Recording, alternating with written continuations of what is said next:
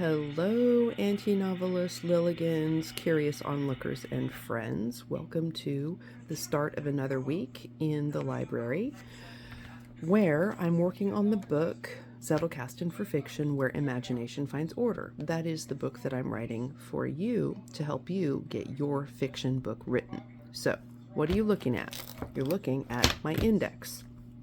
Some of you may recall I follow the Scott Scheper Zettelkasten system to a T, except most people under Scott's guruism have an index comprised of cards A to Z. So your A part of the index might have apples, astronomy, action-packed movies, A words, A to Z, and so forth. I instead, because my Zettelkasten is primarily dedicated to writing my novels, I like to see more things on a page than you can see on, say, an A index card. I want to see a whole page worth of stuff. So I have an 8.5 by 11 happy planner that I have repurposed into my index. So the letter I want to go to is, let's go to P. LMNOP. Let's see what we have on the P index page. Check it out. I've got a bunch of stuff like philomath, philosophy, plant sciences, phyllotaxis, provenance research, a lot of just general P index words like you would have whether your index is on a page in a binder or on your index cards. But look at what has happened. See this line? These are all plot items. I've got plot as related to the way that Aristotle wrote about it in the Poetics. I've got plotting. I've got plot types. So we're seeing lots of plot words here. This, my friends, is an opportunity to create what I call a collection. A collection just means you have a bunch of indexed keywords that fall into one collection of things. In this case, it's plot stuff. However, I have two kinds of plot things going on because, as you know, I'm writing Zettelkasten for fiction for you. So there are the items that fall under plot in regards to writing and creating plot.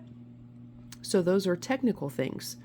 Then I have the items in regards to plotting for the novel that I'm writing. So what I'm going to do today is I'm going to create two collection cards for plotting. The first one is just going to be about plot in general, like the theories of plotting, the kinds of plotting you can do, methodology, etc. The second collection card is going to be for plot specifically in regards to my novel. And you'll notice, because I am a color coding maniac, I've swiped it with green because green is the color that indicates to me this has to do with the novel. So I'm going to go through, I'm going to populate these cards, and then I will come back and tell you what I did. All right, let's look and see what I've done. I started with the items in regards to plot theory and methodology. So what I've done is I've gone through my index and I've collected the items that are relevant. Aristotle in the Poetics is 1149.1/A. I've got types of plot, 1110.1. Kishoteketsu, which is a Japanese style of plot, which shows up over in the Zettelkasten for Fiction book when I'm talking about different types of story structure from around the world. That is going to be a beefy chapter. I think you're going to really love it. 1149.8. And then plotters, pantsers, and puzzlers fall under 1110A and B and C because they each get their own designation. So that is a collection of terms around a particular keyword. So when I go looking for plot theory and methodology, I don't have to search this whole list because it goes on for a couple of pages. I can just look at my card and see, okay, here's my plot stuff. Secondly, specific to the novel, I've got the Horse Fountains plot point, which is 7110.1/2. And then I've got the Walk and the Roselle Court, which these are items that figure prominently in my novel. 7110.b/a. So this tells me whether I'm looking at theory and methodology or I'm looking at specific things to my book, where to find those plot-related items. Now, what do I do with these cards? If I had a proper card-based index, they would be filed in that index, but I don't use that. Instead, I have hole punched them with my Happy Planner mushroom-shaped punch, and I am just going to tab those cards right there in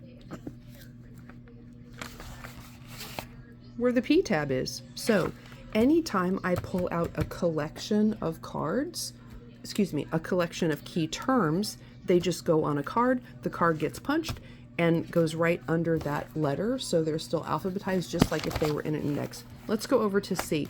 I have lots of C terms, but check it out. I have already pulled out a couple of collections of different C terms, and those have then just gotten punched and inserted right here into my C tab, so that that collection of key C terms is right there for me to find when I go to look for them. So when you're building out collections, as your index grows, you will start to see groups of same with same, and you'll want to be able to have those at hand and find them. Maybe you have a collection about a particular character. Maybe you find that you have a collection about setting, and this city has these particular aspects, and under your index name for that city, maybe you've named that city, I don't know, Metropolitan or whatever. You're going to go to M, you're going to see all of those things, and you're going to go, oh, I need to collect all of those together. That way, when I look up that city name, I have all of those items at hand. So this dovetails into the previous 3 videos about world building. When you're putting together your world building items, all of these key terms and collections become relevant, because another way that you are indexing your world is as you create the cards that describe that world you're creating, then you're going to see in your index groups of terms or keywords that point to that world. So what are you going to do? You're going to put them in a collection so that they all live together and you can see them all in one glance and find the thing that you're looking for. So that is a little word about creating collections out of key terms in your index.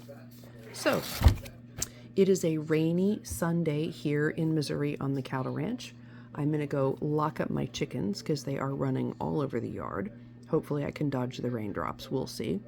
And I will leave you with these thoughts on using key terms to create collections in your index, because that, my friends, is a critical piece not only of building your Zettelkasten, but also of capturing your world building in such a way that you can always get back to those things.